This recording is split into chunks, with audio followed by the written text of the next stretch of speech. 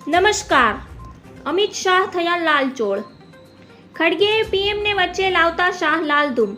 ગૃહમંત્રીએ વધુમાં કહ્યું કે મલ્લિકાર્જુન ખડગે પોતાની કડવાશનો પરિચય આપીને તેઓ મતલબ વિના પીએમ મોદીને પોતાના સ્વાસ્થ્યને મામલે વચ્ચે લાવી રહ્યા છે. તેઓ કહી રહ્યા છે કે પીએમ મોદીને સત્તામાંથી હટાવીને જ દમ લેશે. મલ્લિકાર્જુન ખડગેએ પીએમ મોદીને વચ્ચે લાવીને એક વિવાદિત નિવેદન આપ્યું હતું. કહ્યું હતું કે જ્યાં સુધી મોદી સત્તામાં છે હું મરીશ નહીં. આ નિવેદનને લઈને અમિત શાહ લાલધૂમ થયા હતા, જે મામલે અમિત શાહે વળતો જવાબ આપ્યો છે. અમિત શાહે વધુમાં કહ્યું કે જ્યાં સુધી કોંગ્રેસ અધ્યક્ષની તબિયતની વાત છે તો પીએમ મોદી પ્રાર્થના કરે છે, હું પ્રાર્થના કરું છું, અમે બધા પ્રાર્થના કરીએ છીએ કે તે લાંબુ જીવે અને સ્વસ્થ રહે.